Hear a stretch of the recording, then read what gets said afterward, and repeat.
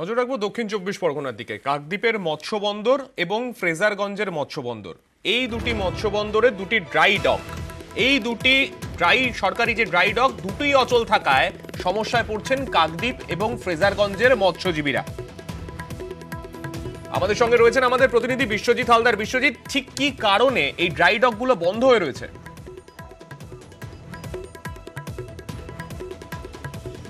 হ্যাঁ দেখো, প্রথমেই বলে রাখি মৎস্যজীবীদের সুবিধার্থে কিন্তু এই কাকদ্বীপ এবং ফ্রেজারগঞ্জ যে মৎস্যবন্দর দুটি ড্রাই ডক করা হয়েছিল। যেটা অভিযোগ, যেটা অ্যাসোসিয়েশনগত অভিযোগ যেটা আসছে, যে কাকদ্বীপের যে মৎস্যবন্দরের যে ড্রাই ডকটা সেটা চালু কোনোদিনও চালু করা হয়নি, উদ্বোধন হয়ে গেলেও সেই থেকে কিন্তু যে টেকনিক্যাল সমস্যা রয়েছে কিছু, তাতে কোনোভাবেই ট্রলার তোলা সম্ভব নয় এবং যে মৎস্যবন্দরের যে নদীর নাব্যতা সেটা কমে যাওয়ার কারণে ওই ড্রাই ডকটি একদম অচল। তবে কয়েক বছর আগে ফ্রেজারগঞ্জে কিন্তু আরও একটি ড্রাই ডক তৈরি করা হলেও সেটা এক বছর ধরে প্রায় বেহাল এবং বিকল হয়ে পড়ে রয়েছে এবং সেই কারণে এই মুহূর্তে তুমি জানো যে সামুদ্রিক মাছ ধরার উপরে নিষেধাজ্ঞা জারি করেছে। অর্থাৎ মৎস্যজীবীরা এই 2 মাস কোনোভাবেই তারা সমুদ্রে ফিশিং করবে না। এই 2 মাস কিন্তু তাদের মূল কাজ হচ্ছে ট্রলার সারাই করা এবং জাল যে জিনিসপত্র সব কিছু কিন্তু রেডি করা পরবর্তী সিজনের জন্য। কিন্তু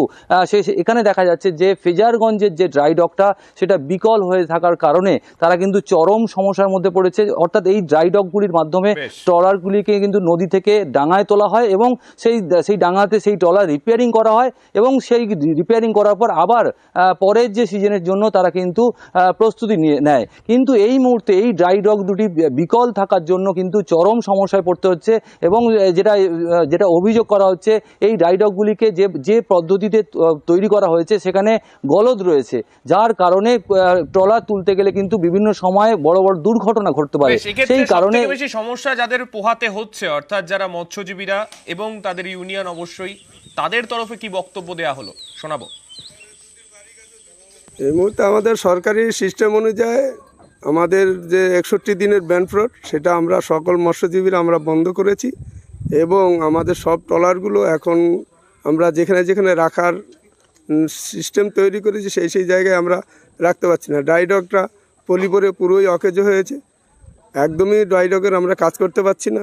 কারণ বলতে ট্রলারটা ড্রাই ডকটা এমন স্লিপে তৈরি হয়েছে, ওইভাবে ট্রলার তোলা যাচ্ছে না, ওটা সিস্টেমটাই ভুল করা হয়েছে। ড্রাই ডক বলতে আমাদের তো মূলত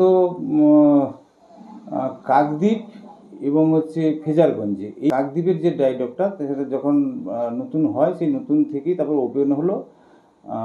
ওপেন হওয়ার পর থেকে কিন্তু ড্রয়িংয়ের ভুলের জন্য কিন্তু তো ওখানে কিন্তু ট্রলার তোলা সম্ভব হয়নি, ওটা বন্ধ হয়ে পড়ে আছে। তো এখন যদি না ওই ড্রাই ডক যদি ব্যবহার করতে পারলো, তাহলে তো আমাদের ফিশারম্যানরা ওই ট্রলারগুলোকে নিয়ে কী করবে, কোথায় রিপেয়ারিং করবে? কাকদ্বীপ যে হারবারটা আছে সেখানে ফ্রেজারগঞ্জে যতটা ফ্যাসিলিটি আছে, কাছাকাছি জোয়ারটা পাওয়া যায়, জলটা থাকে। কাকদ্বীপে কিন্তু অনেক সময় ড্রাই হয়ে যায়, জলটা থাকে না। আমি একটু খোঁজ নিয়ে জানতে হবে কাকদ্বীপে এই মুহূর্তে টেন্ডার হয়েছে কিনা, এনআইটি হয়েছে কিনা, কী অবস্থায় আছে আমার জানা নেই। তবে আমি যতটুকু জানি যে আপাতত বন্ধ আছে। আমি চেষ্টা করব যাতে কথাবার্তা হয়ে যাতে তাড়াতাড়ি এটা মেরামত করে দেওয়া যায়।